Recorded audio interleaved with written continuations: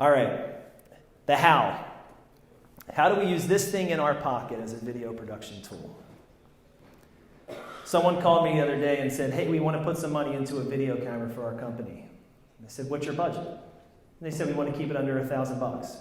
I said, use your phone. Phone's great. Everybody's always like, I want to make a video, but all I have is my cell phone. Your cell phone is fantastic. They fall apart when it gets dark. The video looks bad when it's dark. If we go outside right now and I take one of my professional cameras from upstairs and you take your cell phone outside, you really wouldn't be able to tell a huge difference. It'll look a little different, but it's not going to be night and day. Don't ever let that stop you. First thing you want to do when you're recording your own video, remember this guy? We're all talking about practice, yeah. One of the all-time greats in Philadelphia. That's my third Philadelphia slide, by the way. Allen Iverson used to get the crowd pumped up. He used to go over and put his hand on his ear. Whenever you're about to record your own video, always take a cue from Allen Iverson. Hopefully there's not a million people around. Be quiet and just listen. People will always forgive less than perfect video quality. They will not forgive bad sound. If they hit play on your video and it sounds bad, they are gone. So just listen. Let's get real quiet for a second. Not recorded in there. You hear that fridge? That's loud. Anybody got that awful white noise in your offices? Bad too. HVAC, buzzing lights. Find a quiet place that's not reflective. This room is not ideal. Hard floors, hard ceiling, hard walls, right? Bouncing all around. If there wasn't 70 people in here, it's a little bit echoey, right? But now it's getting kind of absorbed with people. So you want to find a quiet place. Rugs are great. When I do voiceovers, I do them in my walk-in closet. Scare my wife to death sometimes. She'll walk in. It's me as soon as she walks in recording audio. Quiet. You want quiet, right? So find a space where you can record. There are cheap tools. I bought this the other day. So this is the actual one that I purchased. Guys, I have professional microphones. I have thousands of dollars worth of audio equipment. I can't believe how good this stupid little thing is. It was $12 on Amazon. It plugs directly into my iPhone. The difference in quality of audio that I can get from this compared to just recording with the phone is like night and day. I have a 6S, so I can plug it directly in because I still have one of those earphone jacks, which is awesome. But you just use the little adapter if you don't. You can get lost on Amazon just trying to find accessories for your phone to be able to create great video. But start with audio. If you don't have good audio, you're toast. This is a little bit of a splurge, but I love this thing. I have it on right now. I'm talking out of this. This is specifically just so I can get a good recording of the presentation for myself. If you do a lot of presentations, this microphone records directly to a little SD card. So it doesn't transmit to anything. You don't need video attached to it. If you do a lot of presentations, or if you want to send out a message to the team, you don't want to do it with video, and you don't want to do it through your phone and voice notes, anything long form, professional quality, it's $180, so it's more of a spend than the $12 microphone, but totally self-contained. If any of you do speaking and you're ever told, hey, we're recording it, we'll give you a copy, and you get it back and it looks great and sounds like hell, back it up yourself. Anything that you want, anytime audio is important, this is the way to go. Remember this? What's it known for? Two things. It was scary and it was shaky. Right? Shaky. I promise you, you are not as steady holding a phone as you think you are. The really great news is it's like the cheapest fix on the planet. I went to Five Below the other night and bought this stupid thing for $5. And there's a million of them. Joe has an awesome one that he can show you afterwards. He freaked me out because I thought it was small, and then it just came out like a lightsaber. They're all over Amazon. Get yourself a good stabilizer, okay? Whether it's this little stupid tripod. Yeah, break it out. Look at that thing. That's wild. There you go. How about it? $20 on Amazon. You can buy anything on Amazon for $20. Get yourself a stabilizer. Really comes in handy, guys. You won't make people sick when they watch it. Let's talk about framing, right?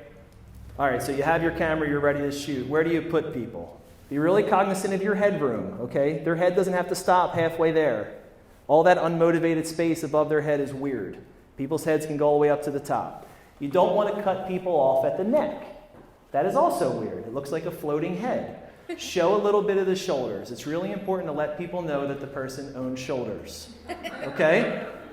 You can even stop with just a little bit of the shoulders, but they need to be able to see the shoulders. It's super important.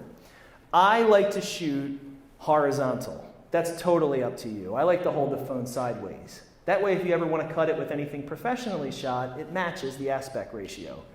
The only thing that shoots that vertical stuff is your phone. Just a preference thing for me. That's what I like. And this is super important. Video should be eye level or slightly above.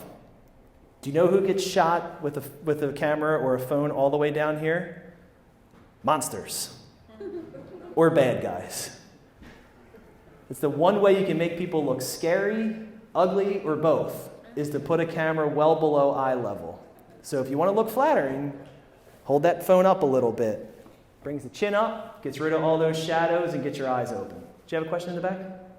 Yeah, if you're out on the road meeting customers, you want to do a little interviews with them, but you and them talking, is there some kind of device, like a quasi selfie stick or something that good for video? I would carry the thing that Joe has. Yeah, I would get yourself just a tripod. It's tiny. Can I see this real quick? You don't have to open it up. This is the size of it. Just throw it in your bag and bring it along with you if you ever need it. That's what I would do. I mean, you can use a selfie stick. I think people look like lunatics walking around with those things. But if that works for you, then totally. But I would just grab a little tripod that's portable, and I think that it's a home run. What's that? Yes. If you don't want to look like a lunatic, don't carry a selfie stick into a business meeting. No, I think these tripods are really great. But like for handheld stuff when you're walking around, that's cool. You know, if you want to just grab whatever you're shooting. Most important thing is to shoot it. You can get better at shooting it. The biggest thing for people is they're afraid to get started. Light. We need it. It's really weird when it goes wrong, right? I found this stupid thing maybe I'm just bitter that I have really expensive stuff and I found all cheap stuff at Five Below that works really well.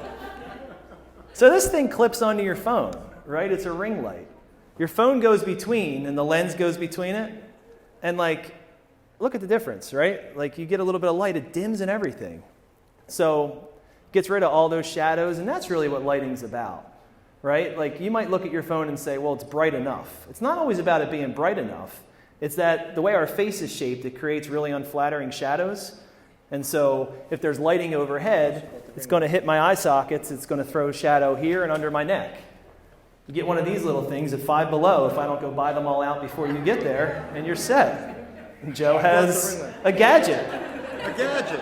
Another Amazon gadget. If you're interested in gadgets, go see Joe.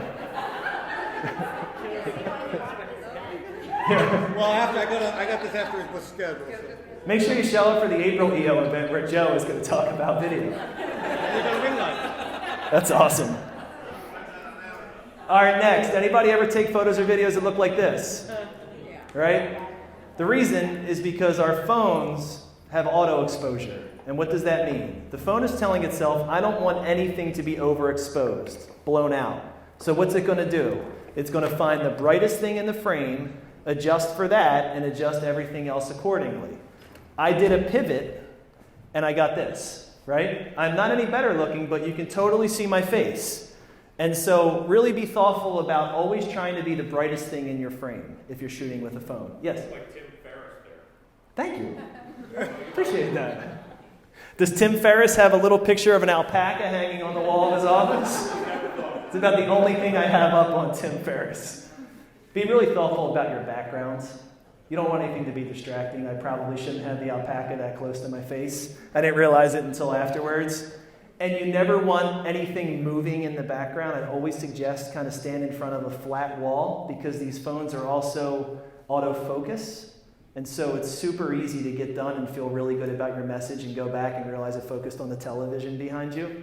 Okay? So flat backgrounds, no movement, and you'll be okay.